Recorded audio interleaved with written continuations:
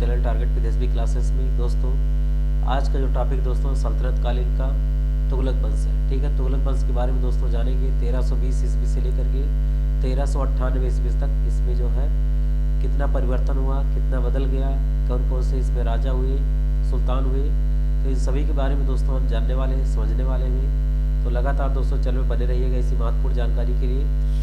अगर दोस्तों वीडियो आपको अच्छा लगता है, ठीक है, पसंद आता है, तो इसको भी लाइक करने की पूरी कोशिश कीजिएगा। चैनल पर पहली बार विजिट करें तो सब्सक्राइब कीजिएगा।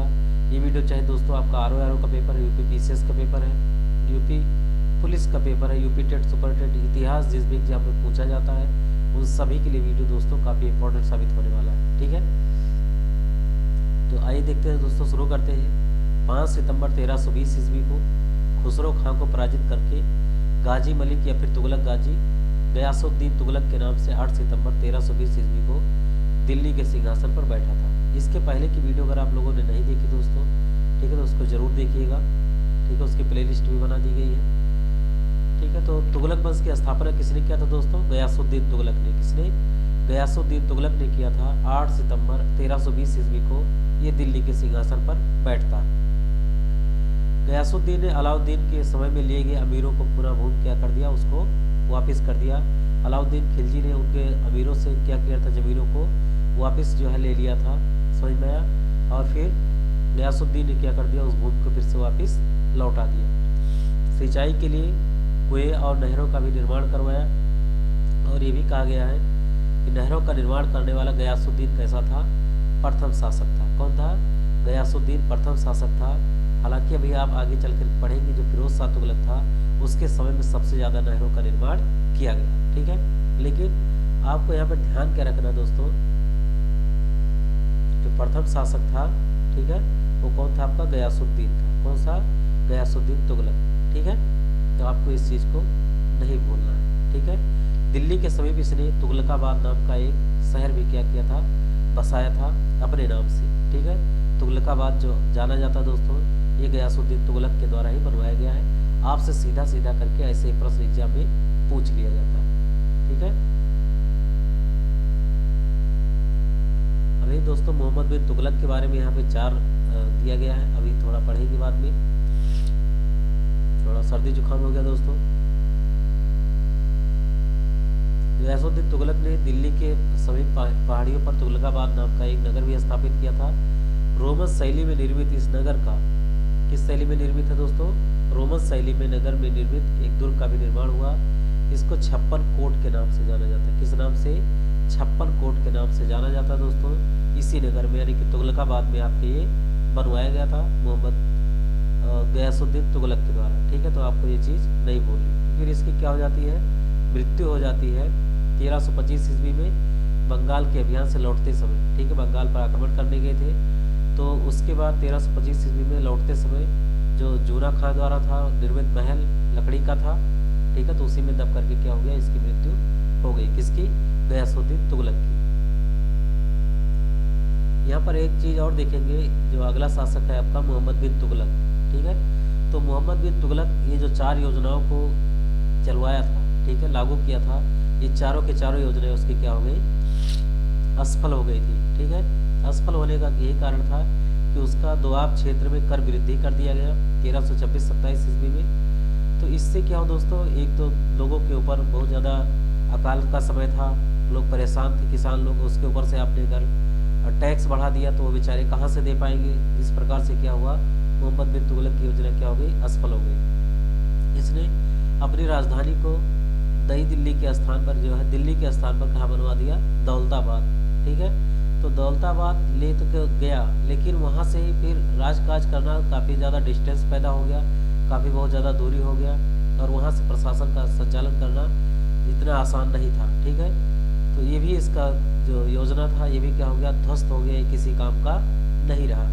सांकेतिक मुद्रा का प्रचलन, इसने सांकेतिक मुद्रा का प्रचलन चलवाया था ताकि हमारे देश में आर्थिक उन्नति हो सके, आर्थिक बहुत बढ़ोतरी हो सके। लेकिन ये इसका जो कह सकते हैं कि जाली सिक्के का निर्माण बहुत ज़्यादा हुआ।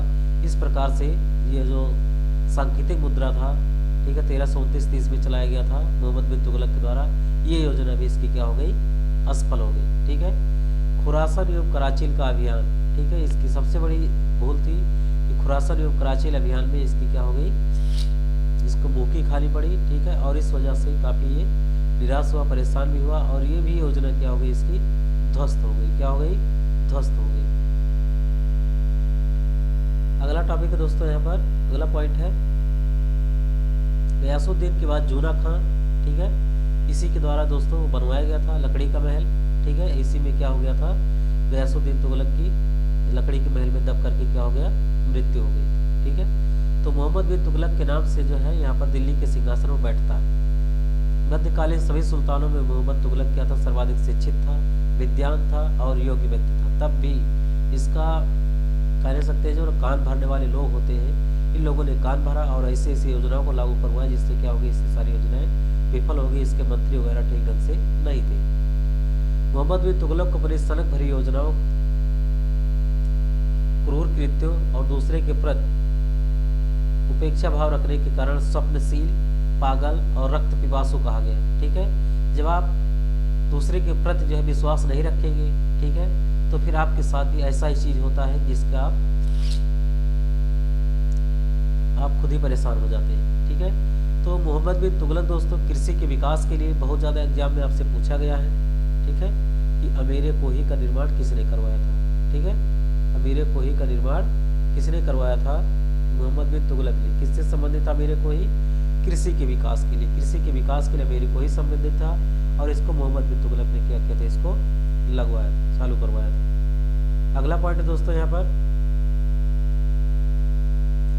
मोहम्मद बिन तुगलक ने अपनी राजधानी दिल्ली से क्या किया, देवगिरी में स्थानांतरित किया, इसका नाम क्या रखा, दौलताबाद, ठीक है। दिल्ली से क्या बदल दिया अपना राजधानी, दौलताबाद, ठीक है, क्योंकि शासन का संचालन जो है इतने बड़े लंबे क्षेत्र में नहीं हो पा रहा था, और फिर जब उसने राजधानी को वहां पर ले गया तो फिर दिल्ली का जो है शासन ठीक ढंग से नहीं चल पा रहा था, ठीक है। इस वजह से इसका क्या हो गया, ये भी योजना खराब हो गई। सांकेतिक मुद्रा के अंतर्गत मोहम्मद बिन तुगलक ने कांसा, तांबा, धातु के क्या किया था, सिक्के चलवाए थे, ठीक है, जिनका मूल्य चांदी के टंका के बराबर होता था। अब टंका और जीतल दोस्तों किसने चलवाया था, अभी हमने पिछली वीडियो में बताया है। अगर आप सभी लोगों ने इस चीज को देखा होगा तो उसको कमेंट बॉक्स में जरूर बताइएगा। एडमंड थॉमस ने मोहम्मद बिन तुगलक को प्रिंस ऑफ मनियर्स की संज्ञा दी है। ये क्वेश्चन जरूर याद कर लीजिएगा दोस्तों, ठीक है, कि मोहम्मद बिन तुगलक को किसने प्रिंस ऑफ मनियर्स की जो है संज्ञा दिया था, तो किसने, एडवर्ड थॉमस ने। किसने, एडवर्ड थॉमस ने, यानी कि पैसों के मामले में क्या था, ये राजकुमार था। क्या था, राजकुमार था, बहुत ज्यादा धनी और अमीर व्यक्ति था, ठीक है। इसी के समय में 1333 ईस्वी में बहुत ज्यादा पूछा गया है, इब्न बतूता, ठीक है, इब्न बतूता 1333 ईस्वी में भारत आया था। ये दोस्तों मोरक्को का निवासी था और ये एक अफ्रीकी कंट्री था, ठीक है। सुल्तान ने इसे अपना काजी नियुक्त किया था, यानी कि बहुत ज्यादा महत्वपूर्ण पद था दोस्तों ये न्यायाधीश के रूप में। 1342 ईस्वी में सुल्तान ने इसे अपने राजदूत के रूप में चीन भेजा था, ठीक है। इसका बहुत ज्यादा विवाद हुआ था इसके साथ, और इसको अंत में जेल भी जाना पड़ा था, लेकिन फिर कई लोगों के समझाने बुझाने के बाद इसको फिर से वापस छोड़ दिया गया। इब्न बतूता की दोस्तों पुस्तक का क्या नाम था, बहुत बार पूछा गया है, इस चीज को रट लीजिएगा, देख लीजिएगा, ठीक है। तो रेहला नाम था, क्या नाम था, इसकी पुस्तक का क्या नाम था, रेहला नाम था। और ये मोहम्मद तुगलक के समय की घटनाओं का क्या है, इसमें वर्णन किया गया है। इसने अपनी पुस्तक में विदेशी व्यापारियों के आवागमन, कौन कौन से विदेशी व्यापारी आते थे, डाक चौकियों, यानी कि यहाँ पर संदेश देने के लिए जो भी चौकियां स्थापित की गई थी, ठीक है, और गुप्तचर व्यवस्था के बारे में क्या किया गया यहाँ पर, पूरा विस्तृत ढंग से इसने क्या किया है, लिखा। किसने, इब्न बतूता ने। किस पुस्तक में, रेहला नामक पुस्तक में, ठीक है।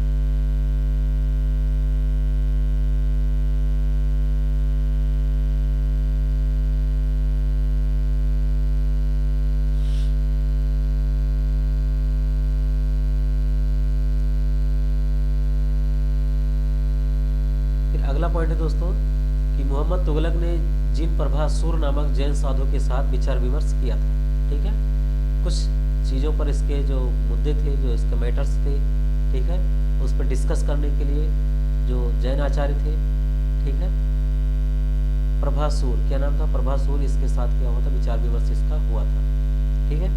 मोहम्मद बिन तुगलक की मृत्यु 20 मार्च 1391 को सिंध जाते समय थट्टा के निकट गोडाल में हो गई थी। ठीक है, तो मोहम्मद बिन तुगलक की मृत्यु कब हुई थी दोस्तों? 20 मार्च 1391 ईस्वी को मोहम्मद बिन तुगलक की क्या हो गई? मृत्यु हो गई। ठीक है, मोहम्मद बिन तुगलक के शासनकाल में दोस्तों हरिहर एवं बुक्का नामक दो भाइयों ने 1336 ईस्वी में स्वतंत्र राज्य विजयनगर की भी स्थापना किया था। इसी के समय में, ठीक है, 1336 ईस्वी में क्या हुआ था? विजयनगर की स्थापना किया था। इसके बाद की जो टॉपिक है दोस्तों, सल्तनत काल के बाद, ठीक है, इसके बाद हम वो टॉपिक जरूर लेकर के आएंगे आप सभी लोगों के बीच में। महाराष्ट्र में अलाउद्दीन बहमद शाह ने 1347 ईस्वी में बहमनी राज्य की भी स्थापना किया था। तो ये दोनों जो है ये मोहम्मद बिन तुगलक का ही शासनकाल था। बहमनी साम्राज्य की स्थापना 1347 ईस्वी में अलाउद्दीन बहमद शाह ने किया था और फिर हरिहर और बुक्का ने किया था विजयनगर यानी कि जीत का शहर की भी क्या किया था? इसी के समय में स्थापना किया था। ठीक है, मोहम्मद बिन तुगलक की मृत्यु पर इतिहासकार बदायूनी लिखता है कि अंततः लोगों को उससे मुक्ति मिली और उसे लोगों से, कहने का मतलब जनता भी काफी त्रस्त थी और वो भी अपने शासन को ठीक ढंग से संचालन नहीं कर पा रहा था। वो भी बहुत ज़्यादा तंग हो गया था क्योंकि जो भी योजनाएं परियोजनाएं वो लागू कर रहा था उन सब में क्या हो गया था? विफल हो गया था। ठीक है, तो जब ऐसी स्थिति आ गई थी तो सभी लोग एक दूसरे के प्रति क्या थे? नफरत के भाव से देख रहे थे कि ये कब गद्दी से उतरे, और वो भी चाह रहा था कि मैं ऐसा राजा क्या करूं जो कि अपने जनता के लिए, अपने जनता की भलाई के लिए कुछ ठीक ढंग से नहीं कर पा रहा हूं। ठीक है, मोहम्मद बिन तुगलक शेख अलाउद्दीन का शिष्य था। किसका शिष्य था? शेख अलाउद्दीन का शिष्य था। वो सल्तनत का पहला शासक था जो अजमेर में शेख मुइनुद्दीन चिश्ती की दरगाह और बहराइच में सालार मसूद गाजी के मकबरे में गया था। ठीक है, तो पहला शासक कौन था दोस्तों? मोहम्मद बिन तुगलक। कौन था? मोहम्मद बिन तुगलक। ठीक है, जो अजमेर में दोस्तों मुइनुद्दीन चिश्ती की दरगाह और बहराइच में क्या है? सालार मसूद गाजी के मकबरे में क्या हुआ था? ये गया था। मोहम्मद बिन तुगलक ने बदायूनी में मीर मुल्हिम, दिल्ली में शेख निजामुद्दीन औलिया, मुल्तान में शेख रुकनुद्दीन और अजधान में शेख मुल्तान आज संतों की कब्र के मकबरे भी क्या किया था? इसने बनवाया था। ठीक है, यानी कि उसके ऊपर से क्या किया था? एक न एक महल का निर्माण, गुंबद का भी निर्माण करवाया था मकबरा का। किसने? मोहम्मद बिन तुगलक। काफी अच्छा शासक था दोस्तों, बस इसकी क्या हुई थी? योजनाएं ही कामयाब नहीं हुई थी। फिरोज तुगलक का राज्याभिषेक थट्टा के निकट, ठीक है, 20 मार्च 1351 को हुआ। पुनः फिरोज का राज्याभिषेक दिल्ली में अगस्त 1351 में हुआ था। खलीफा द्वारा इसे कासिम अमीर उल मोमिन की उपाधि दी गई थी। ठीक है, तो कासिम अमीर उल मोमिन की उपाधि सल्तनत काल में किसको मिला था? तो ये मिला था दोस्तों फिरोज शाह तुगलक को। किसको मिला था?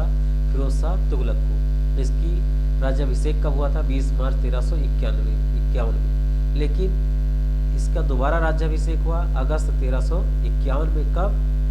दिल्ली में। क्यों? ऐसा क्यों करते सुल्तान लोग? ताकि कोई दूसरा उत्तराधिकारी अपने आप को यहाँ पर सुल्तान घोषित ना कर दे, इसलिए इसने क्या कर दिया? तुरंत ही वहां पर अपने आप को यहाँ का सुल्तान घोषित कर दिया। समझ में आ गई ये बात? अब क्वेश्चन ऐसे भी पूछा जा सकता कि सल्तनत कालीन में ऐसा कौन सा सुल्तान था जिसका राज्याभिषेक 2 टाइम्स हुआ, यानी कि 2 बार हुआ? समझ में आया? तो ऐसे प्रश्न जो है दोस्तों बना के पूछ लिया जाता है और आप वहाँ पे कंफ्यूज हो जाते हैं। ठीक है, अभी मुगल काल के बारे में आएगा दोस्तों, तो मुगल काल में औरंगजेब का जो था उसका भी 2 बार राज्याभिषेक हुआ था। तो अभी वो तो आने वाला समय बताएगा दोस्तों, लेकिन इसके बारे में सल्तनत काल के बारे में अगर आएगा तो आपका फिरोज शाह तुगलक होगा कि इसका राज्याभिषेक जो हुआ था 2 बार हुआ था। कितनी बार हुआ था? 2 टाइम्स। राजस्व व्यवस्था के अंतर्गत फिरोज ने अपने शासनकाल में 24 कष्टदायक को समाप्त कर दिया, करों को, और केवल 4 कर लगाए थे। बहुत बढ़िया शासक था दोस्तों ये। तो ये आपका था खराज। क्या था? खराज। खराज का मतलब क्या होता है? लगान। ठीक है, आप जो भी खेती पे कर रहे हैं उस पर लगान आपको देना होगा। खुम्स दोस्तों लूट का माल था। क्या था? अगर कहीं से धन लूटा गया है किसी राजा से या फिर आक्रमण करके या अन्य किसी तरीके से, तो आपका युद्ध में लूट का माल क्या कहलाता था? खुम्स। इसमें सुल्तान का हिस्सा, ठीक है, अभी 3/4 था। ठीक है, यानी कि 4 बोरे में से 3 बोरा किसका था? सुल्तान के पास जाता था। जजिया एवं जक़ात वसूल करने का आदेश दिया। ये भी एक प्रकार से कर था। जजिया जो था दोस्तों, ये ब्राह्मणों पर लागू करने वाला पहला मुसलमान शासक था आपका फिरोज शाह तुगलक। अगर मान लीजिए किसी धर्म को आप फॉलो कर रहे हो, उसका प्रचार प्रसार कर रहे हैं, या फिर कहीं तीर्थ यात्रा पे जाते हैं, तो आपको जजिया कर देना ही पड़ेगा। जक़ात क्या था, ये मुस्लिमों से क्या था, कर लिया जाता था जक़ात। एक सिंचाई कर भी लगाया था दोस्तों इसने, जिसका क्या था, उपज का 1/10 भाग होता था। काफ़ी इंपॉर्टेंट क्वेश्चन दोस्तों, 1/10 भाग जो था क्या करता था सुल्तान, इसका सिंचाई कर लगाता था। अगर सिंचाई के लिए व्यवस्था करता है तो उसका 1/10 भाग क्या करता है, उसका अलग से क्या करता था, वसूल करता था। फिरोज तुगलक ने 5 बड़ी नहरों का भी निर्माण करवाया था। ठीक है, 300 नए नगरों की भी स्थापना किया था, जिसमें हिसार कहाँ दोस्तों, सभी लोग जानते हैं, हरियाणा में है। फिरोजाबाद दिल्ली, फतेहाबाद जौनपुर उत्तर प्रदेश में, और फिरोजपुर, ये सारे के हैं फिरोज शाह तुगलक के द्वारा क्या किया गया, बनवाया गया ये नगर। इसके शासनकाल में खिजराबाद, टोकरा गांव या मेरठ से अशोक के 2 स्तंभों को लाकर के दिल्ली में स्थापित किया गया। ठीक है, अशोक से काफ़ी ज़्यादा प्रभावित था, और फिर उसके जो 2 स्तंभ थे दोस्तों, यानी कि उस पर जो भी कुछ लिखा गया था, ये मेरठ से उठवा लिया वहाँ से, और दिल्ली में लाकर के इसमें क्या कर दिया, लगवा दिया। सुल्तान फिरोज शाह तुगलक ने अनाथ मुस्लिम महिलाओं के लिए एवं लड़कियों के लिए एक नए विभाग की भी स्थापना किया था। उसका क्या नाम था, दीवान खैरात। क्या नाम था, दीवान खैरात। ये मुस्लिम महिलाओं, विधवाओं एवं लड़कियों की सहायता के लिए दीवान खैरात नाम का एक विभाग स्थापित किया था। अब आपसे एग्जाम में प्रश्न पूछा किया जाता है कि दीवान खैरात विभाग की स्थापना किस शासक ने करवाया था, किस सुल्तान ने करवाया था। तो आपको याद रखना है, फिरोज शाह तुगलक। किस लिए था, जो आपके अनाथ मुस्लिम महिलाएं हैं, विधवाएं हैं, और फिर लड़कियां जो है उसके लालन पालन के लिए, ठीक है, ताकि वो अपना क्या कर सके, आगे ग्रोथ कर सके। तो इसके लिए दीवान खैरात नाम की एक स्थापना किया था किसने, फिरोज शाह तुगलक ने। किसने, फिरोज शाह तुगलक ने। सल्तनत कालीन शासनकाल में सबसे अधिक दासों की संख्या करीब 1,80,000 थी। तो सबसे ज्यादा किसके समय में थी, फिरोज शाह तुगलक के समय। किसके समय में, फिरोज शाह तुगलक के समय में। दासों की देखभाल के लिए एक नया विभाग बनाया गया था, दीवाने बंदगान। ठीक है, तो बंदगान से समझ लीजिए बंद रहते वो लोग, यानी किसी के अधीन काम करते हैं, उसको क्या कहते हैं, दास। ठीक है, तो कंफ्यूज नहीं होना है, फिरोज शाह तुगलक दीवाने बंदगान, दासों की देखभाल के लिए। ठीक है, इसने सैन्य पदों को क्या कर दिया, वंशानुगत बना दिया। वंशानुगत बनाने का मतलब क्या दोस्तों, अगर आपके पापा उसके यहाँ नौकरी किए हैं सेना में, तो उसका बेटा भी क्या करेगा, नौकरी करेगा। ठीक है, इसमें कोई दो राय नहीं है। तो क्या कर दिया इसने, वंशानुगत बना दिया। इसने अपनी आत्मकथा फतूहात ये फिरोज शाही की भी रचना किया था। तो फतूहात ये फिरोज शाही जो रचना थी दोस्तों, ये फिरोज शाह तुगलक के द्वारा ही इसकी रचना किया गया था। जियाउद्दीन बर्नी एवं शमसे सिराज अफीक को अपना संरक्षण प्रदान किया था। यानी कि इसके समय में 2 महत्वपूर्ण कवि जो है इसके दरबार में रहते थे, एक जियाउद्दीन बर्नी और दूसरे कौन थे, शमसे सिराज। ज्वालामुखी मंदिर के पुस्तकालय से लूटे गए 1300 ग्रंथों में से कुछ को फारसी में विद्वान अफाउद्दीन द्वारा करवाया गया था, दलायते फिरोज शाही नाम से। किस नाम से, दलायते फिरोज शाही नाम से उसका क्या किया था, फारसी भाषा में अनुवाद करवाया था, ताकि सभी लोग इसके बारे में जान सके और समझ सके। चांदी और तांबे के मिश्रण से सिक्के बहुत ज्यादा जारी किए गए थे, जिससे क्या कहते थे, अद्धा एवं बिक कहते थे। क्या कहते थे, अद्धा एवं बिक कहलाता था। ठीक है, ये जो दोस्तों सिक्का था, ये चांदी और तांबा का क्या था, मिश्रण था। इसकी मृत्यु दोस्तों सितंबर 1388 में हुआ था। कब हुआ था, सितंबर 1388 में हुआ था। ठीक है, फिरोज काल में खाने जहां तेलंगानी के मध्यस्थता की तुलना, मकबरा की तुलना जेरूसलम में निर्मित उमर के मस्जिद से की जाती है। कहाँ से, काफी इंपॉर्टेंट है दोस्तों, खाने जहां तेलंगानी के मकबरा की तुलना जेरूसलम में, इजराइल में जो निर्मित है दोस्तों आपका, उमर मस्जिद के नाम से किया जाता है।